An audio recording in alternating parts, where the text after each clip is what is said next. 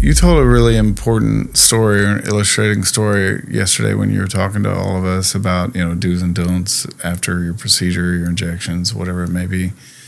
You were talking about getting a lot of improvement in your pain, in your symptoms, in your scar tissue, in your disease from all your back issues, but you weren't strong yet. Yep. You gotta do the work. Like a lot of us, maybe even me included, would come out here. Some people describe these stem cells as being miraculous. It's science. It's your own anatomy. It's your own physiology. It's your own DNA, so to speak. But, they're wonderful tools, but it's a tool.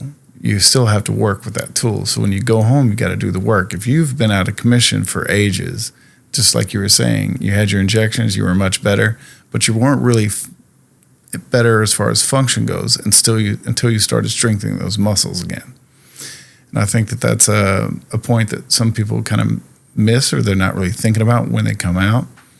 Yeah, I think, I think it's just like Americans in general, we just want the one shot and done. Yeah, no. The what's it called? Ozempic or whatever for weight loss. You know what I mean? It's like, I just want a shot and lose weight type of situation, and people don't want to put the work For me, I was just so happy to be out of pain. It was over 11 years of just the pain and just getting worse and worse to where, I'd have nights where I was just like, what's the point? Yeah. I remember a point where I was coming up towards my 50th birthday, and there had been like 2 days in 1 week where I couldn't get out of bed on my own. It used to be I'd roll over on my stomach, I'd slide out, and it's funny you talk about your calves cramping. So that would happen to me too. I lost, after my surgery, this outer head of my calf completely stopped firing. It was just like a dead piece of meat there. Couldn't stand up on my toes. And what would happen was when I was sleeping, it would cramp and lock with my toe pointed. Yeah. And when it was one, it sucked, but it wasn't that bad. Yeah. Then all of a sudden, it started being both of them. And I would wake up in the morning with both toes locked, and so I couldn't put weight on them.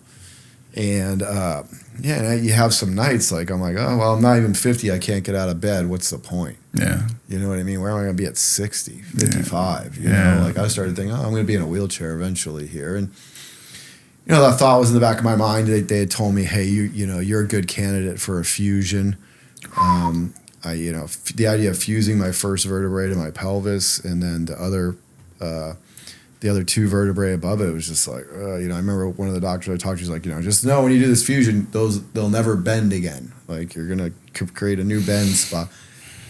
And I didn't believe him. I didn't trust him, thank God, when I had the stem cells. But, the mind plays tricks on you. So I was down to, I had tried everything down to where I was like, yeah, let's stick some stem cells in there. Like, I'll do anything. And then, it made sense. Okay, I don't have pain, but I am so weak, so I was really willing to do the work.